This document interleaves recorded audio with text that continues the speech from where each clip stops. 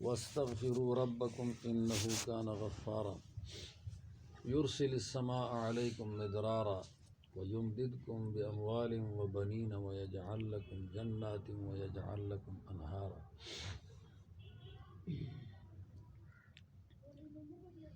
سورہ نوح میں ہے، اللہ تعالیٰ کا ارشاد ہے،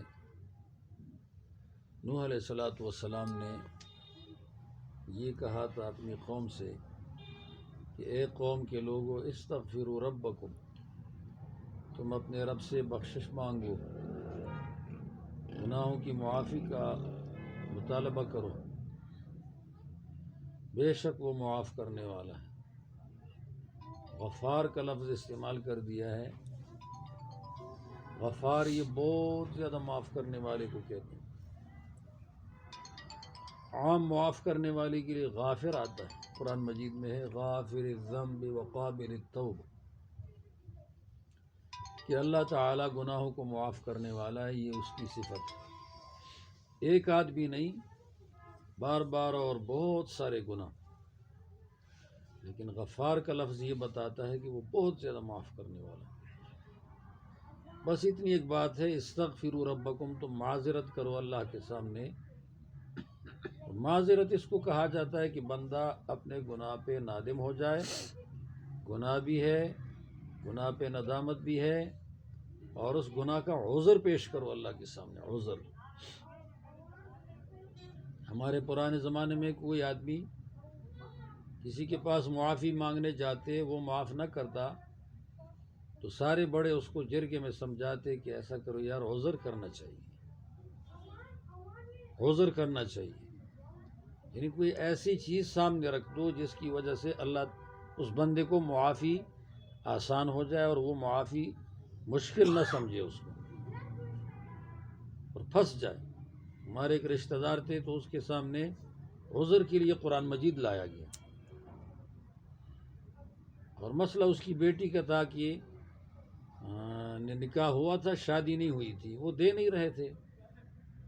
اس نے خیر قرآن مجید میں 100 روپے یا 50 روپے رکھ دیے، بہت پرانی بات ہے، 87-88 کی بات، اور پھر اس کے بعد وہ بیٹی دے دی۔ بیٹی کی بھی رائے تھی کہ اسی شوہر کے ساتھ شادی ہو جائے، عذر یہ ہو گیا۔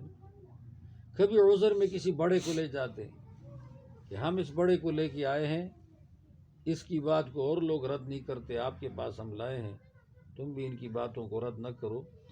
عذر یہ ہے، معذرت کرو اپنے رب کے سامنے۔ کبھی صدقہ دے کے معذرت کر دو، کبھی کسی کے ساتھ اپنے کو منسلک کر کے معذرت کر دو کہ اللہ تعالیٰ گناہ گار تو ہم بہت زیادہ ہیں، تیرے احکامات توڑے ہیں، لیکن وہ تیرے نیک لوگوں کے ساتھ ہمارا برسوں سے تعلق ہے، اللہ تعالیٰ ہم ان کو تیرے سامنے لاتے ہیں، اللہ میرا دلی تعلق ان کے ساتھ ہے، میری دلی وابستگی ان کے ساتھ ہے، تو یہ عذر ہو جاتا ہے۔ اللہ کے سامنے عذر کرنا چاہیے۔ دیکھو ہمیشہ سزا ہوتی ہے نا، مدرسوں میں، اسکول میں وغیرہ، ہم بھی کبھی کبھی ایسا کر لیتے ہیں۔ وہ طالب علم 2 لڑ گئے آپس میں، یہ اس سال کی بات ہے، وہ جب جمیل فوت ہوا تھا، اس سے 1 سال پہلے کی میرے خیال سے بات ہے، تو اس میں لڑ گئے آپس میں۔ میں آ گیا درسگاہ کے سامنے، وہ لڑ گئے، وہ اندر کہیں لڑتے لڑتے باہر نکل گئے۔ خیر میں غصے ہو گیا ان کے اوپر، تو انہوں نے اسکیم ایسی پاس کر دی کہ بھائی معافی مانگو۔ دونوں نے کہا بس جی ہم آپس میں اتفاق کر چکے ہیں کہ آئندہ نہیں کریں گے، بس آپ معاف کر دیں، ہم سے غلطی ہوئی ہے۔ میں جو سزا دینا چاہتا تھا وہ بھی رہ گئی، سب کچھ رہ گئی، معافی ان کی ہو گئی، کیونکہ انہوں نے اقرار جرم کر لیا۔ اللہ کتنا خوش ہوگا کہ جب انہوں نے کہہ دیا کہ استاد جی ہم سے غلطی ہوئی ہے، آپ معاف کر دیں، تو ہم نے چھوڑ دیا، اس کو معاف کر دیا، چلو یار تم نے کتنی اچھی بات کر دی، تو اس بات کی وجہ سے تم۔ اس دن ایک طالب علم آ گیا صبح دورہ حدیث میں، اچھا قابل لڑکا ہے، وہ آ کر دیر سے پہنچا، پہلے گھنٹے میں آدھا پڑھا چکا تھا تقریباً، یہ آ گیا۔ میں نے کہا یہ کیوں، کس وقت، یہ وقت آنے کا؟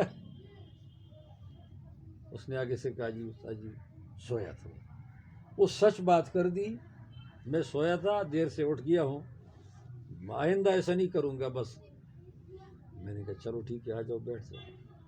یعنی اللہ تعالیٰ کو ایسا بندہ پسند نہیں ہے کہ جو بندہ اپنے کسی عذر کو مباح کرنے کے لیے، گناہ کو جائز کرنے کے لیے اسکیمیں بنائے. اللہ اسے ناراض ہوتا کہ کیا گناہ ہے، اور اس کو ایسا پالش دے دے کہ یہ گناہ نہیں ہے جی، کبھی معاف نہیں کرے گا.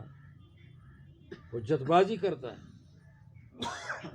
اور اگر یہ کہہ دے جی بالکل بڑا گناہ ہے، چھوٹا بھی نہیں ہے، آپ کے حکم کو دیکھ کر ہم نے اس کو توڑا، ہم تو بڑے گناہ گار ٹھہر گئے. آپ کی حیثیت، مدرسے کی حیثیت، اللہ تعالیٰ کو کہے اللہ تیری حیثیت، تیرا بڑا حکم، تیری شان، تیری عظمت، جتنا تیرا مقام ہے اور تیری شان ہے اتنی تیرے حکم کا بھی تو مقام ہے، تو ہم نے اس کو توڑا ہے. اللہ تعالیٰ تیرے بارگاہ میں حاضر ہو چکے ہیں. یہ حاضری اجتماعی ضروری نہیں ہے، اس میں تصنع اور بناوٹ آ جاتی ہے. انفرادی، استغفروا ربکم، انفرادی، ہر ایک اپنے بارے میں یہ سوچے، مانگے، 24 گھنٹے نادم رہے. ہم میں اکثر گناہ کی حد بندی جانتے نہیں، جہالت ہے. اگر جانتے ہوتے واقعی اکیلے میں معافی بہت مانگتے، لیکن ہم بہت سارے گناہوں کو اچھائی سمجھ کر کرتے ہیں. تو ہم گناہ نہیں سمجھتے، ہم کہتے ہیں ہم نے تو اچھا کام کیا ہے، اس پر کون معافی مانگتا ہے، حالانکہ وہ ہوتا گناہ ہے، علم نہ ہونے کی وجہ سے، جہالت کی وجہ سے. انہ کان غفارا. اب استغفار کے فائدے بتا دیے کہ اس کا ایک فائدہ تو یہ ہوگا کہ تمہارے گناہ معاف ہو جائیں گے. دوسرا فائدہ یہ ہوگا یرسل السماء علیکم مدرارا، تمہارے اوپر آسمان سے بارشیں اتر جائیں گی، موسلادھار بارش اتر جائے گی، مسلسل بارش اتر جائے گی، وقفوں کے ساتھ نہیں ہوگی. تمہاری سوکھی زمین سیراب ہو جائے گی. ایک تو یہ فائدہ ہوگا. اور بارش ہے ہی رحمت. وہ عذاب کا بارش تب ہے جب اس میں آگ ہو. یہ تو رحمت ہے، قطرے بارش کی رحمت ہے نیچے جب زمین پہ گرتے ہیں. بعض اوقات آزمائش بن جاتی ہے بارش، بعض اوقات خدا کے نافرمانوں کے لیے عذاب بھی بن جاتا ہے. کافر ہے تو سیلاب آ گیا ان کے علاقوں میں، تو وہ شہید کدھر ہوں گے، وہ تو مردار ہو گئے، ان کے لیے عذاب بن گیا. مومنوں کے علاقے میں آ گیا، مومن بہہ کے گئے، اس میں شہید ہو گئے. الغریق شہید، جو غرق ہو چکا ہے وہ تو شہید کا ثواب پاتا ہے. دریا میں ڈوب گیا، سیلاب میں چلا گیا، بڑا ثواب مل گیا اس کو شہداء کا. جگہ جگہ پتھر لگتے ہیں اور جگہ جگہ ٹوٹتی ہے اس کی. یہ زخمی اٹھایا جائے گا قیامت کے دن، ٹھیک ٹھاک تو نہیں ہے، ہڈی ٹوٹی ہوئی ہے، مطلب چکنا چور ہو جاتا ہے. وَيُمْدِدْكُمْ بِأَمْوَالٍ وَبَنِينَ، بچے مانگتے ہو تو اس کے لیے اتنے لمبے علاجوں کی ضرورت بھی نہیں ہوگی. اہلیت پیدا کرنے کے لیے تھوڑا علاج چاہیے، باقی اللہ تعالیٰ سے بخشش کی دعا مانگو. استغفار استغفار استغفار استغفار. اللہ تعالیٰ استغفار کی برکت سے بچے دے دیتے. دوسرا فائدہ دیے، مال اللہ تعالیٰ دے دے گا استغفار سے. لیکن استغفار گناہ کے معاف کرنے کے لیے مانگے، اس کی اضافی برکتیں یہ ہیں، اس کی اضافی برکتیں یہ ہیں. جیسے ایک آدمی دوائی کھاتا ہے میٹھی، تو اصل تو مرض پر دوائی لگتی ہے، لیکن یہ مٹھائی اضافی برکت ہے. یہ میٹھا بھی کھا گیا، اضافی برکت ہے. بعض دوائیں ترش ہوتی ہیں، تو وہ ترش دوائی تو اس بیماری کا مرض ہے لگا ہوا، وہ علاج ہے، لیکن اس کے ساتھ جو ترشی ہے اس کا اپنا ایک اور مزہ آ گیا. تو استغفار سے گناہوں کی معافی کا مطالبہ، باقی اس کے علاوہ اس کے ساتھ اضافی مزے ہو گئے. یرسل السماء علیکم مدرارا، یمددکم باموال، مال اللہ دے دے گا، وہ بنین بچے اللہ تعالیٰ دے دے گا. اور اللہ تعالیٰ تمہارے لیے باغات بھی پیدا کر دے گا، زمین سے چیزیں ابار دے گا نکال کے، پھل زیادہ ہو جائیں گے، اناج زیادہ ہو جائیں گے، سبزیاں زیادہ ہو جائیں گی، تم اگاؤ وہ سبزیاں بھی زیادہ ہوں گی، تم نہ اگاؤ وہ بھی زیادہ ہوں گی۔ اگائی ہوئی سبزی کا کبھی مزہ اتنا نہیں ہوتا جتنا کہ بغیر اگانے کی سبزی کا ہوتا ہے۔ ترمیرہ پرانے زمانے میں کیسا اچھا ہوتا تھا، ابھی تو ترمیرہ گیا آیا لوگ بھول گئے، اتنی لذیذ زبردست سالن اس کا لوگ پکاتے تھے ترمیرے۔ ترغیب دینی چاہیے آج کل عبدالوارث کو کہ یہ ساگ پکا کر لاؤ، خیرات کرو، اتنا اچھا ساگ ہوتا ہے۔ یجعل لکم جنات ویجعل لکم انہارا۔ آگے ایک بات ذکر کر دی، ما لکم لا ترجون للہ وقارا، لوگوں کیا وجہ ہے کہ تم اللہ کی بڑائی سے ڈرتے نہیں ہو؟ سب دیکھ رہا ہے اور تم حکم توڑ رہے ہو، بجائے ہستی مٹانے کی مستی کرتے ہو، بجائے معذرت کے ہیلا حجت کرتے ہو، ہیلا حجت، بجائے معذرت کے ہیلا حجت یہ کرتے ہو۔